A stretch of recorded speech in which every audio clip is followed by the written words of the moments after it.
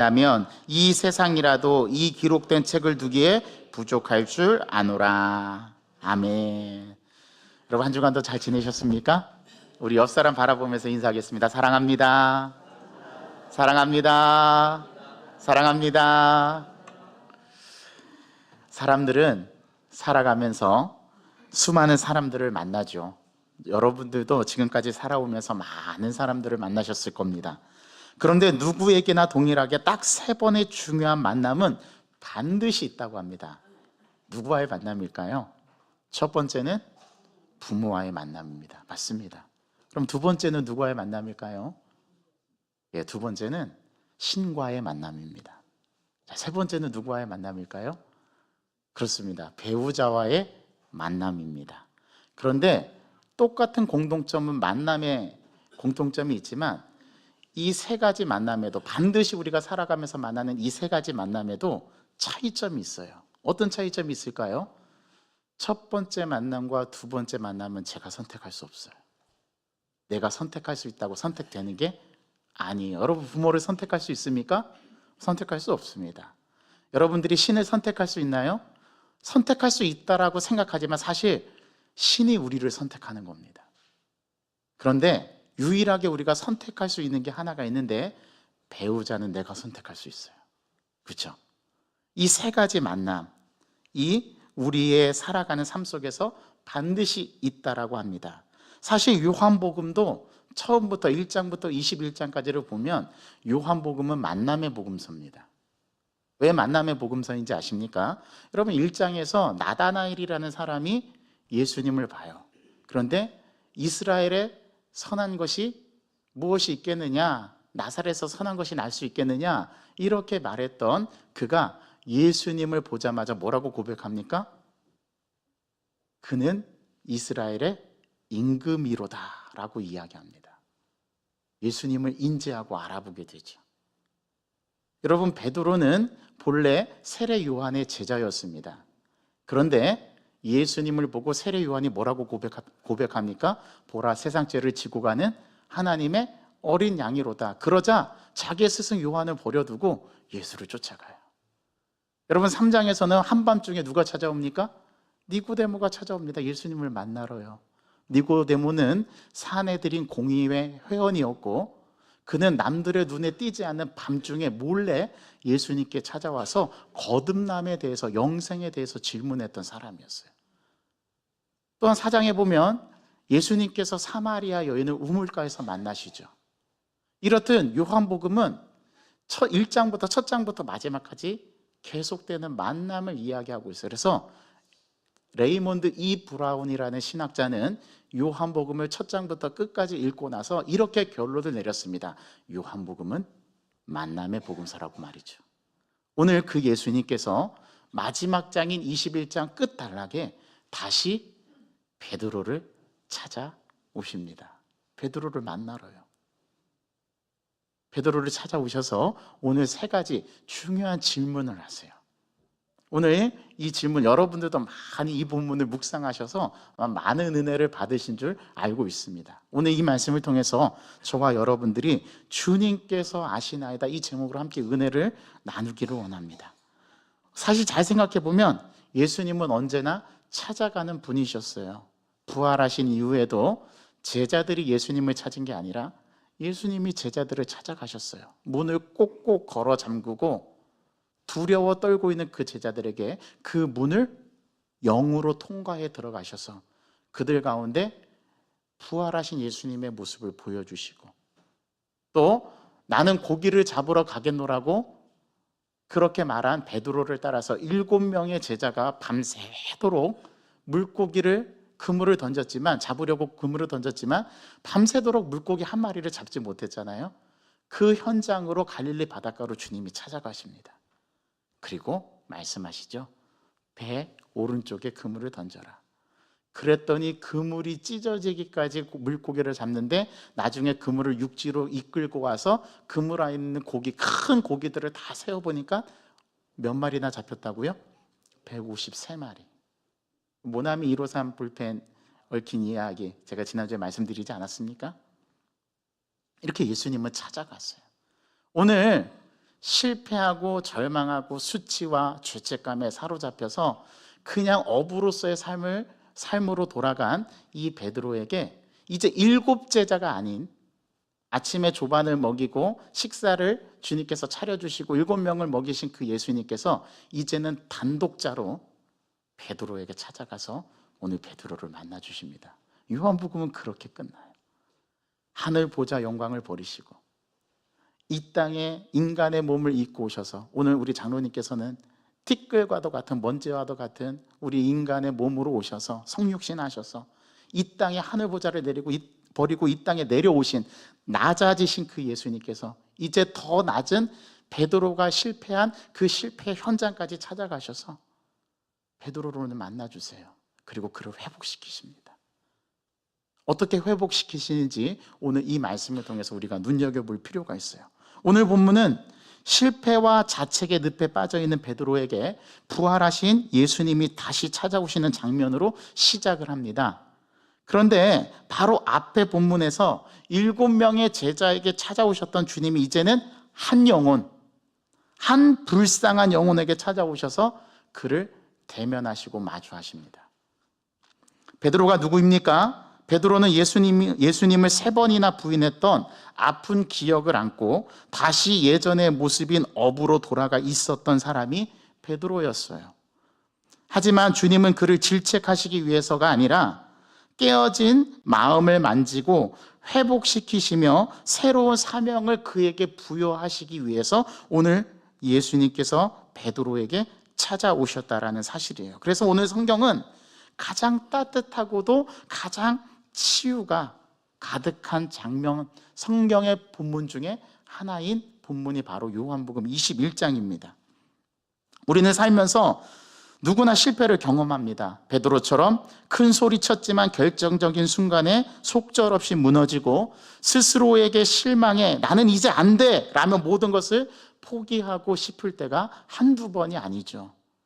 우리는 삶에서 그러한 순간들을 자주 만나고 경험하게 돼요.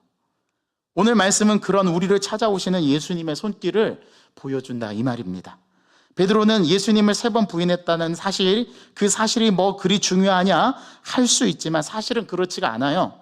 왜냐하면 그 베드로의 부인, 3번의 부인은 베드로가 예수님의 제자가 되었다가 다시금 예수님의 제자가 아닌 일상으로 돌아가는 그 순간을 완전히 바꿔버렸거든요.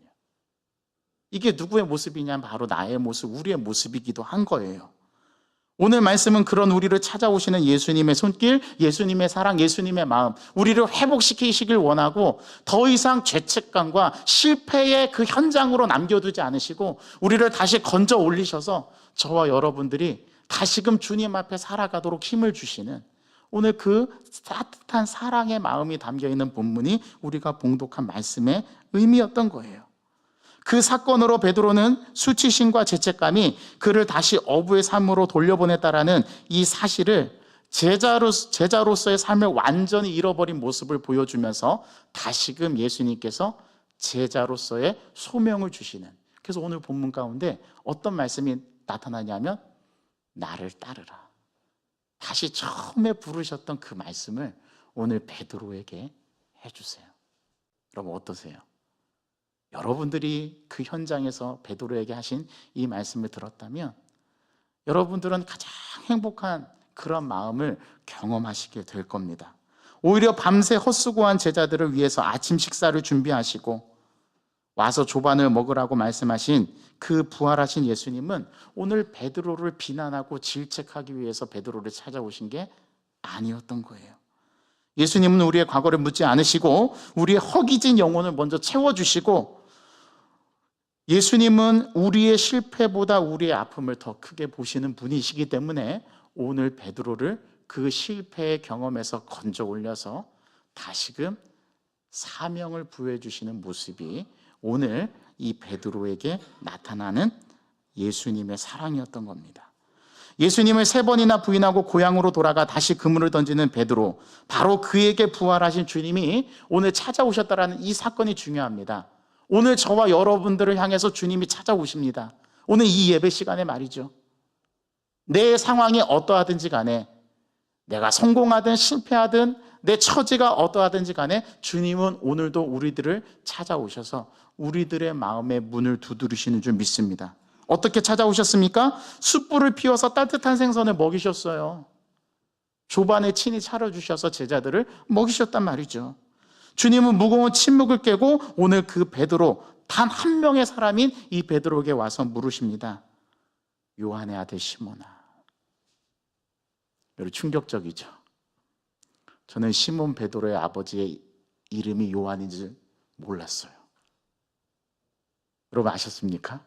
베드로의 아버지가 누구라고요? 이름이 요한입니다. 여러분, 예수님이 사랑하시는 그 제자 요한 아니에요? 동명이인이에요. 요한의 아들 시몬아, 첫 번째 질문입니다. 네가 여기 있는 이 사람들보다 나를 더 사랑하느냐?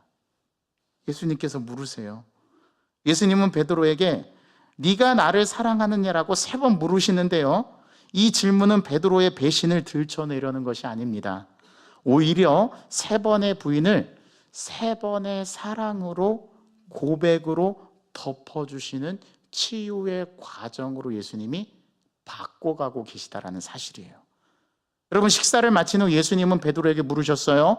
요한의 아들 시몬아, 네가 나를 이 사람들보다 더 사랑하느냐? 네가 나를 사랑하느냐? 네가 나를 사랑하느냐? 이 질문이 3번 반복됩니다. 베드로는 예수님을 3번 부인했던 그 아픈 기억을 치유하시기 위해서였던 거예요. 여기서 중요한 사실은 예수님이 베드로에게 너 이제 실수 안 할 자신이 있니? 라고 묻지 않으셨다라는 점입니다. 예수님은 그렇게 말씀하시지 않으셨어요. 여러분, 우리가 살아가는 삶의 조건은 완벽함이 아니에요. 사실 사랑이에요. 우리는 사랑으로 살아가요. 주님은 오늘 우리에게도 물으십니다. 너는 여전히 나를 사랑하느냐? 라고 오늘 물으시는 거예요. 저와 여러분들에게 말이죠. 목사님, 오늘 이 주일 사순절 3번째 주일 아침부터 왜 사랑 타령이냐고요? 오늘 본문이 그래요. 주님과 우리과의 만남은 사랑의 만남이고요, 사랑의 관계예요. 이 본질을 놓쳐서는 안 돼요. 너는 여전히 나를 사랑하느냐? 그 사랑 고백 하나면 예수님은 충분하다고 말씀하시기 때문에 그렇습니다. 이 대화에서 우리는 이 번역에 보이지 않는 헬라어 원문의 가슴 시린 드라마가 숨겨져 있다는 것을 여러분들에게 좀 말씀드리고 싶어요. 주님의 첫 번째 질문은 요한의 아들 시몬아, 내가 이 사람들보다 나를 더 사랑하느냐? 이 질문이었죠. 여기서 주님이 말씀하시는 사랑이라는 단어는 헬라어로 아가파우라는 단어예요. 동사가 쓰였어요. 이 명사형이 여러분이 잘 아는 아가페, 들어보셨죠? 사랑이라는 뜻인데 이 아가파오라는 동사가 사용되었어요. 이 단어의 명사형이 아가페, 즉 조건 없는 사랑, 대가 없는 사랑, 절대적인 사랑을 말하는데, 오늘 예수님께서 요한의 아들 시몬아, 네가 여기 있는 사람들보다 나를 더 사랑하느냐라고 물으셨던 그 사랑은 아가파오의 사랑, 헌신적인 사랑, 조건 없는 사랑, 절대적인 사랑, 그렇게 나를 사랑하느니라고 물으셨어요. 그때 베드로가 대답을 하죠. 내가 주님을 사랑하는 줄을 주께서 아십니다. 그런데 여기서 베드로는 내가 주님을 사랑하는 줄을 주께서 아시나이다. 베드로가 말한 사랑은 놀랍게도 아가파오가 아닙니다. 헬라에 보면, 원어 성경에 보면 예수님은 아가파오로 물으셨는데 베드로는 필레오로 대답해요. 여러분, 필레오의 사랑은 친구와의 우정의 사랑을 말할 때 필레오의 사랑을 말해요. 사랑에는 3개의 사랑이 있습니다. 첫 번째는 아가페의 사랑이 있고, 두 번째는 필레오의 사랑이 있고, 세 번째는 에로스의 사랑이 있어요. 에로스의 사랑은 육체적인 사랑을 말하고, 필레오는 정신적인 사랑, 즉 친구와의 우정의 관계의 사랑을 말하고, 아가페는 헌신적인 사랑, 신적인 사랑을 말할 때 우리는 이 3가지 사랑을 구분합니다.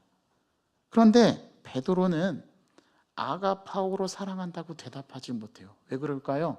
아직 자신의 과오와 죄책감과 수치와 실패에 아직 베드로는 회복되지 않았거든요. 주님을 세 번 부인한 그 세 번째 순간에 예수님과 눈이 맞춰진 그 베드로, 주님 앞에 자신 있게 나는 아가파오로 당신을 사랑합니다라고 고백할 수가 없었던 거예요. 그저 그 고백을 나는 친구처럼 내가 당신을 사랑하시는 줄을 주님이 아십니다 라고 대답했던 거예요. 그러자 예수님께서 두 번째 질문을 하십니다. 요한의 아들 시몬아, 내가 나를 사랑하느냐라고 물으십니다. 자, 첫 번째 질문과 비교해 보면 차이가 하나 있습니다. 어떤 차이가 있을까요? 비교급이 없어요. 그렇죠? 이 사람들보다 나를 더 사랑하느냐라는 말이 빠져 있어요. 그럼 이 질문의 의미가 뭘까요? 이 사람들보다 나를 더라는 표현이 없습니다. 즉 비교급이 아닌 단독자로서 묻는 질문의 형태로 물으셔요. 이때 사용하신 단어도 역시 그 사랑이 아가파오로 물으세요. 예수님은 두 번째도 아가파오로 물으십니다. 헌신적인 사랑, 절대적인 사랑, 네가 그렇게 호언장담했던 내가 주를 내 목숨까지도 버릴 정도로 나는 주님을 따르겠습니다, 주님을 사랑하겠습니다 라고 고백했던 그 고백이냐 물어보십니다. 그런데 베드로의 두 번째 대답도 아가파오가 아니라 필레오로 대답합니다. 주님, 주께서 아십니다. 과거 호기롭게 모두 주를 버릴지라도 나는 버리지 않겠나이다라고 호언장담했던 베드로의 자존심을 건드리는 질문이 아니에요. 오히려 그의 한계를 확인하시는 질문이 두 번째 질문이었던 거예요. 베드로가 아가파오의 사랑을 하지 못함을 책망하는 것이 아니라 우리 인간의 한계, 즉 베드로의 한계를 스스로 받아들일 수 있는가를 확인하시는 질문이었다라는 거예요. 그래서 두 번째까지는 예수님께서 아가파오로 물어보세요. 그런데 세 번째 질문, 요한의 아들 시몬아, 네가 나를 사랑하느냐? 이때 놀라운 대반전이 일어납니다. 이때 예수님은 세 번째 질문에서 아가파오로 묻지 않으세요. 베드로가 말한 필레오로 묻습니다. 그래? 네가 나를 사랑하느냐? 예수님께서 한 단계 낮춰서 베드로가 대답한 필레오로 물어보세요. 이때 베드로가 근심하면서 주님, 내가 주님을 사랑하시는 줄을 주께서 아십니다 라고 대답합니다. 두 번째까지 베드로는 아가파오의 사랑에 대한 질문에 필레오라고 대답했지만 예수님께서 필레오로 물으시는 그 세 번째 질문에도 베드로는 필레오로 대답합니다. 여러분, 이것은요 주님의 패배가 아니에요. 주님이 베드로의 수준으로 내려오신 거예요. 그래서 요한복음은 성육신, 즉 하늘 보좌를 버리시고 사람의 몸으로 낮춰서 이 땅의 인간 세계로 오신 그 신적인 예수님, 그 예수님이 이번에는 베드로에게도 더 낮아지셔서 베드로의 수준까지 내려가셔서 베드로에게 필레오로 세 번째 물으시면서 그를 그 자신의 세 번의 과오에서 벗어날 수 있도록 예수님께서 만들어 주십니다. 주님이 베드로의 수준으로 내려가신 거예요. 네가 나를 아가페하지 못해도 괜찮다. 내가 가진 그 초라한 필레오의 사랑, 그 상처 입은 마음 그대로 나에게 오렴. 그 작은 사랑이면 충분하다. 주님은 베드로의 낮은 사랑을 그대로 받아주시며 사명을 오늘 맡기십니다. 각각의 물음에 대할 때마다 예수님께서는 내 양을 먹이라, 내 양을 치라, 내 양을 먹이라. 예수님께서 베드로에게 세 번이나 사명을 확인해 주세요. 여기서 중요한 점은 네 양이 아니에요. 베드로가 앞으로 만나게 될 사람, 그 네가 목양해야 될 그 양이 아니라 누구의 양이라고요? 내 양입니다. 내 양. 누구의 양이에요? 예수님의 양. 위탁하시는 거예요. 내 양을 너에게 맡기마라고 말씀하시는 거죠. 묻습니다. 베드로는 예수님의 양을 목회할 자격이 있나요? 없어요. 그런데 오늘 예수님께서 그 자격 없는 베드로에게 예수님의 양을 맡깁니다. 뭡니까? 은혜죠. 이게 은혜예요. 저와 여러분들은 구원받을 자격이 없어요. 저와 여러분들은 누군가를 사랑해낼 능력이 없어요. 우리가 사랑할 수 있는 능력은 오직 하나님께로부터만 오고 예수님의 사랑으로만 사랑할 수 있어요. 제가 그걸 증명해 보일까요? 저는 여러분들을 사랑합니다. 그런데 어느 순간이 되면, 어떤 이해관계가 되면, 어떤 갈등관계가 되면 저는 여러분들을 미워할 수도 있어요. 이게 뭘 말하는 거 아니냐면, 저는 여러분들을 제 힘으로 사랑해낼 능력이 없어요.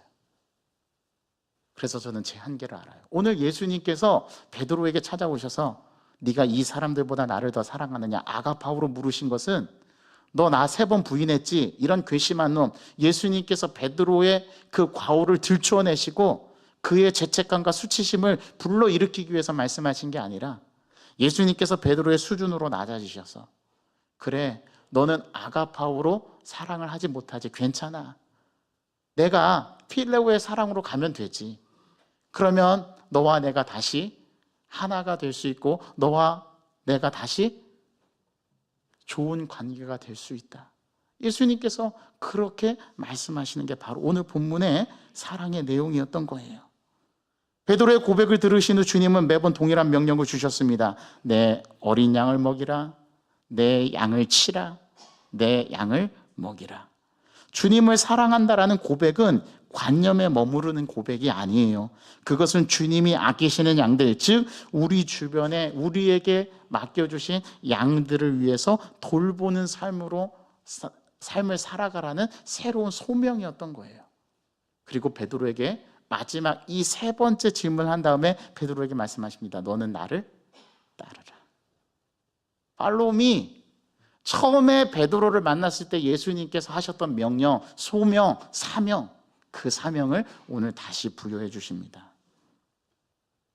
베드로는 자신의 앞날에 대한 말씀을 듣고 곁에 있던 요한의 운명을 궁금해합니다. 이게 베드로의 한계예요. 지금 예수님은 1대1 베드로에게 찾아가셔서 그를 회복시키시고 그에게 사명을 주셨는데, 요한의 관심은 옆에 있는 요한에게 있습니다. 예수님께서 사랑하시는 애제자. 그 예수님 말씀하시잖아요. 너는 지금까지 네가 네 삶을 살아왔지 않냐? 네가 원하는 곳으로 다녔지만 이제부터는 내가 너를 띠띠우고 내가 원하는 곳에서 너는 삶을 살게 될 거다라는 그 말씀, 예언의 말씀을 하시잖아요. 그런데 베드로는 자신의 삶보다 너무 자기 옆에 있는 애제자에 관심이 많아요. 둘이 경쟁 관계입니다. 부활하신 예수님을 만나러 무덤에 달려갔는데 경주하죠? 누가 이깁니까? 애제자가 이겨요. 예수님께서 사랑하시는 제자가 먼저 무덤에 도착해요. 근데 애제자는 못 들어가요. 뒤늦게 헐레벌떡 달려온 베드로는 담대하게 무덤 안으로 들어가죠.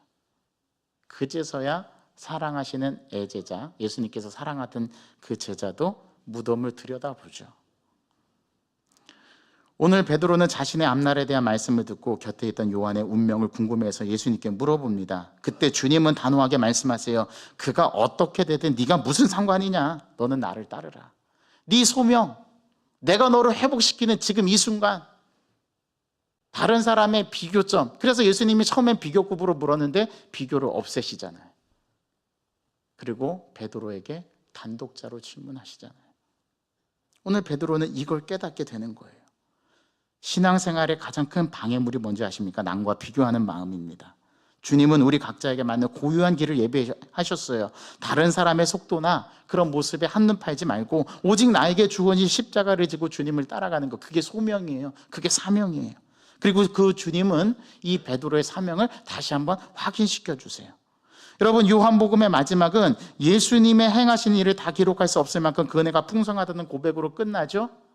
오늘 요한복음의 마지막 단락의 진행 순서를 보면 예수님께서 베드로를 회복시켜 주시고 사명을 부여하신 다음에 베드로의 질문에 답하시고 예수님께서 하신 일들을 기록하려면 이 세상의 모든 것을 다 해도 부족하다는 말씀으로 요한복음은 끝납니다. 그리고 예수님께서는 이 베드로와 이 요한에게 그들의 인생의 마지막에 대한 예언으로 오늘 요한복음서는 마지막을 맺고 있어요. 나를 따르라. 다른 사람이 어떻게 될지, 나보다 남들이 앞서가든지 아니면 내가 뒤처지는지 내가 앞서가는지 그건 중요하지 않아요. 오직 주님과 나 사이의 관계에서만 주님을 바라보고 믿는 것, 그것이 제자의 삶이라고 오늘 베드로를 깨우쳐 주세요. 그리고 회복시키시죠.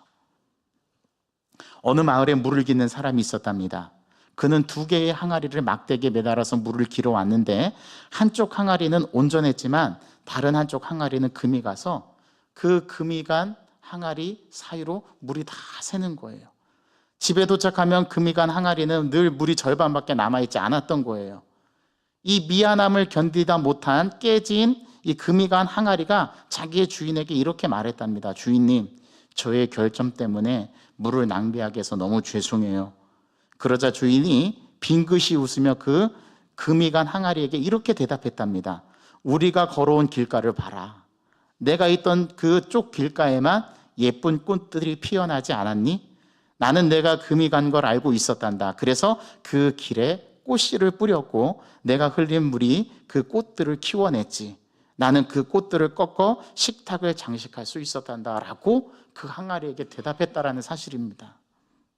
여러분, 우리는 모두 깨어진 항아리와 같습니다. 실수하고 상처 있고 부족하죠. 하지만 주님은 그 깨진 틈 사이로 흐르는 우리의 눈물과 사랑을 사용하셔서 생명의 꽃을 피워내고 생명의 싹을 피워내고 주님은 우리를 그렇게 사용해 주셔요. 베드로를 다시 세우신 그 주님이 오늘 저와 여러분들에게 그대로 동일하게 하신다 이 말씀입니다. 괜찮다. 네가 나를 사랑하느냐? 그러면 다시 나와 함께 걷자. 주님은 그렇게 우리에게 말씀하신다라는 거예요. 이 음성에 응답하며 다시 일어서는 저와 여러분들이 되시기를 주님의 이름으로 축복합니다.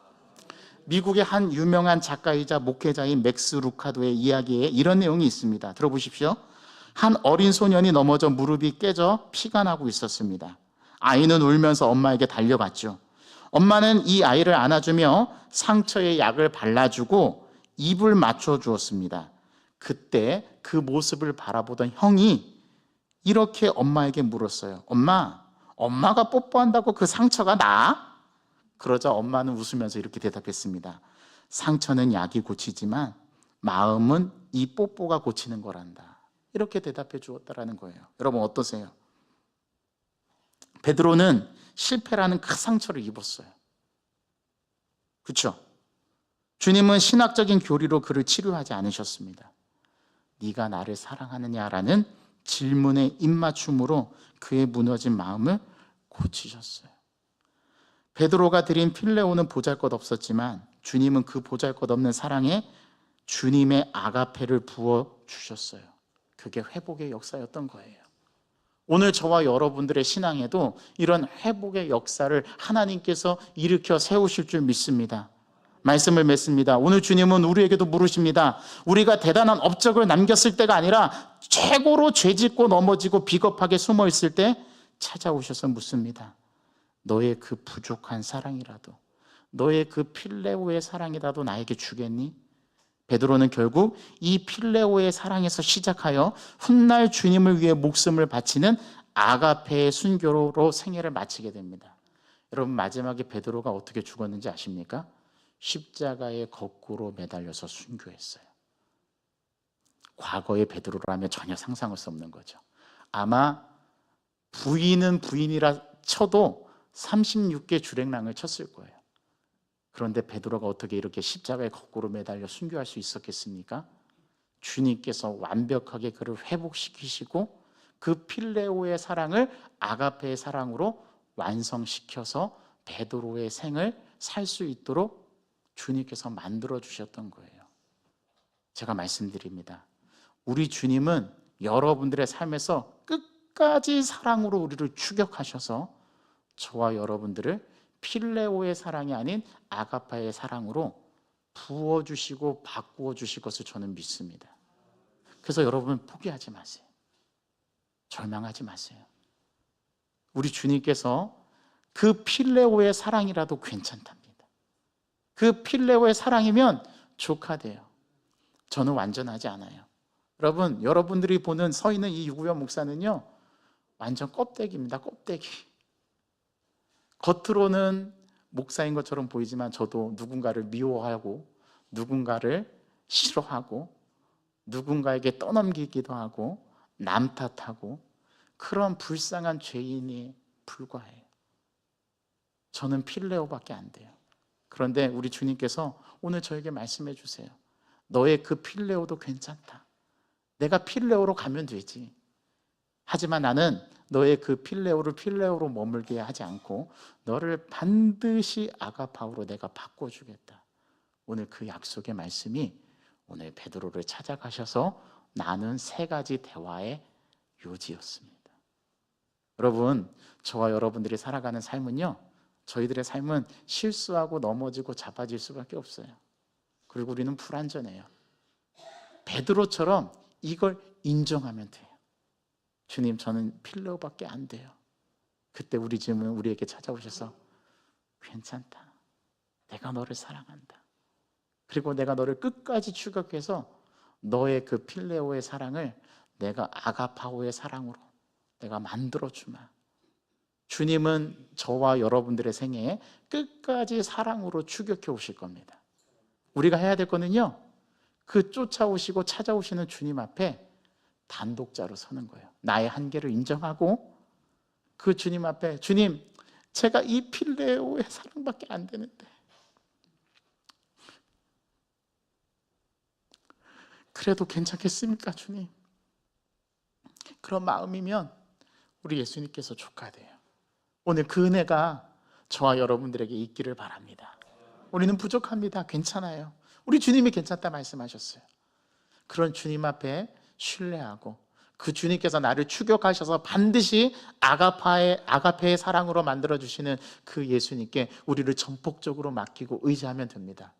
그러면 마침내 베드로처럼 주님께서 맡겨주신 그 사랑으로 또 그 소명으로 삶을 살아낼 줄 믿습니다. 그러한 한 주간의 인생, 저와 여러분들의 인생, 그리고 그걸 경험하는 필레오에서 아가페로 변화되는 그 사랑을 경험하는 한 주가 되기를 간절히 소망합니다.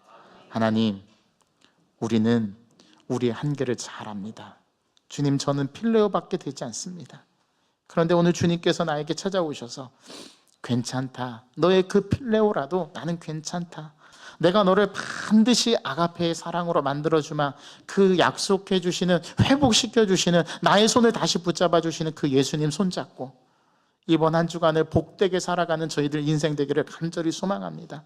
그 아가파의 사랑을 주님께서 오늘 부어주셔서 저희의 부족한 필레오의 사랑일지라도 주님께서 네가 이 사람들보다 나를 더 사랑하느냐, 주님께서 아십니다. 저희 이 필레오밖에 안 되는 사랑을 주님 아시지 않습니까? 그렇게 질문한 예수님 앞에 오늘 자신의 한계를 인정하며 서는 이 베드로의 마음, 우리가 이 마음을 가지고 한 주간 살아내게 도와주옵소서. 주님께서 그 사랑으로 우리를 덮어주실 것을 믿고 우리의 사랑을 주님 앞에 고백할 수 있는 저희들의 한 주간이 삶이 되어지기를 간절히 소망합니다. 주님께서 이루어 주실 줄을 믿습니다. 예수 그리스도의 이름으로 감사하며 기도하옵나이다. 아멘. 우리 다 같이 자리에서 일어나셔서 오늘 주신 말씀 생각하면서